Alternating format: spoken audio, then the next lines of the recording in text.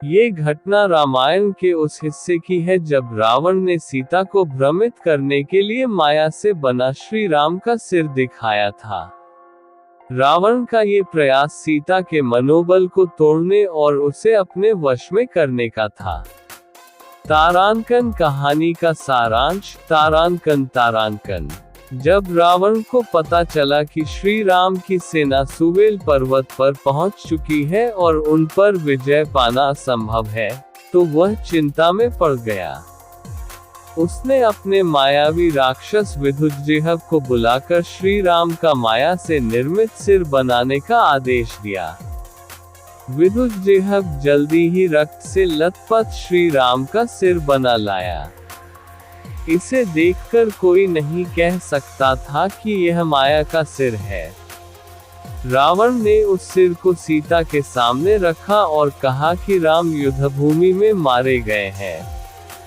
उसने सीता से कहा कि अब राम नहीं रहे, इसलिए अब उसे रावण को पति के रूप में स्वीकार कर लेना चाहिए।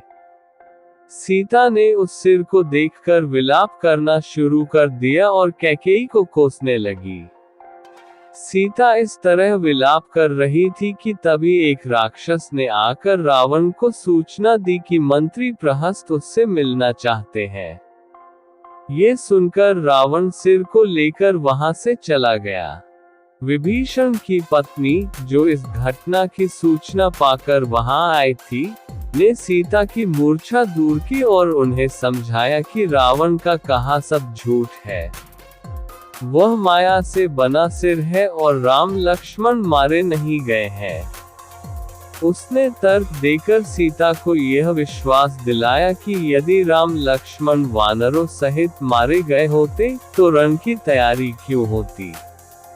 तारांकन महत्वपूर्ण बिंदु। तारांकन 1। तारांकन रावण का मायाजाल। तारांकन रावण ने सीता को भ्रमित करने के लिए माया से बना राम का सिर दिखाया। 2। तारांकन सीता का विलाप। तारांकन सीता ने उस सिर को असली समझकर बहुत विलाप किया और कैकेयी को कोसा। 3। तारांकन विभीषण की पत्नी का समझाना। तारांकन विभीषण की पत्नी ने सीता को बताया कि यह सब माया है और राम लक्ष्मण मारे नहीं गए हैं।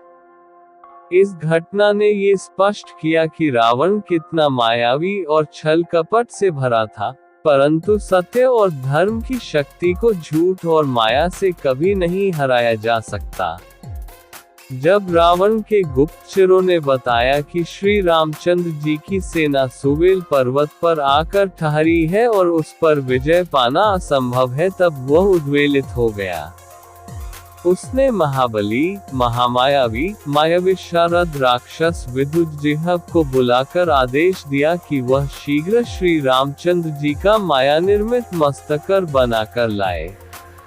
रावण की आज्ञा पाकर वह शीघ्र ही श्री राम का सिर बना लाया, जो रक्त से लथपथ था। उसे देखकर कोई नहीं कह सकता था कि ये वास्तव में राम का मस्तक नहीं है।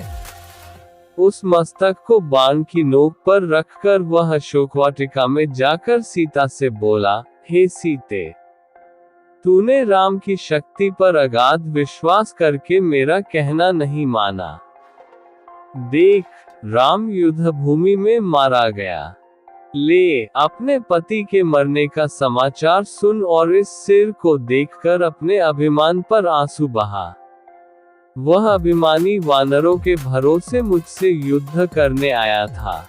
रात्रि को जब वानर सेना सहित राम और लक्ष्मण दोनों सो रहे थे, तब मेरे सेनापति प्रहस्त ने एक विशाल सेना लेकर उस पर आक्रमण कर दिया और अपने भयंकर हथियारों से मारकाट मचा दी। बहुत सी सेना मारी गई और जो बचे वे प्राण लेकर भाग गए। तब प्रहस्त ने सोते हुए राम के सिर को काट डाला। इस आक्रमण में विभीषण भी मारा गया। तुझे प्राप्त करने के लिए मुझे ऐसा भयंकर संहार करना पड़ा। अब तेरा कोई आश्रय नहीं रह गया है, इसलिए अब तुझे चाहिए कि तू मुझे पति रूप में स्वीकार कर ले। इतना कहकर रावण ने उस माया रचित सिर को सीता के समक्ष रख दिया। जब सीता ने उन दोनों मस्तकों को देखा जो सब प्रकार से आकृति, मुद्रा आदि में राम से मिलता था, तो वह बिलख बिलख कर रो पड़ी और नाना प्रकार से विलाप करती हुई कैकेयी को कोसने लगी। हाँ, आज कैकेयी की मनोकामना पूरी हो गई। हाँ नागिन, आज तुम्हारी इच्छा पूरी हुई। अब तुम्हारा भरत निष्कंटक होकर राज करेगा। तुमने अपने स्वार्थ के पीछे रघुकुल का नाश कर दिया। इस प्रकार विलाप करती हुई वे मूर्छित होकर पृथ्वी पर गिर पड़ी। जब चेतना लौटी तो वे फिर विलाप करने लगी, हाँ नाथ, ये सब क्या हो गया? आज मैं विधवा हो गई। आप मुझे यहाँ किसके भरोसे पर छोड़ गए? मुझसे ऐसा क्या अपराध हो गया है कि मैं रो रो कर मर रही हूँ और आप चुपचाप देख रहे हैं? मुझसे सांत्वना का एक शब्द भी नहीं कह रहे। ऐसे निर्मोही तो आप कभी नहीं थे।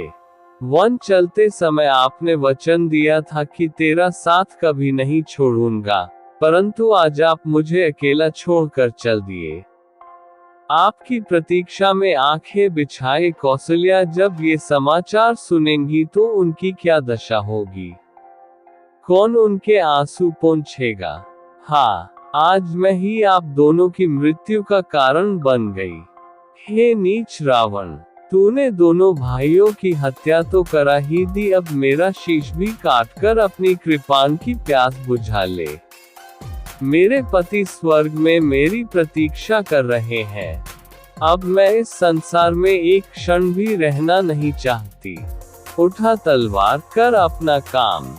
जब सीता इस प्रकार विलाप कर रही थी तभी एक राक्षस ने आकर रावण को सूचना दी कि मंत्री प्रहस्त अत्यंत आवश्यक कार्य से इसी समय आपके दर्शन करना चाहते हैं।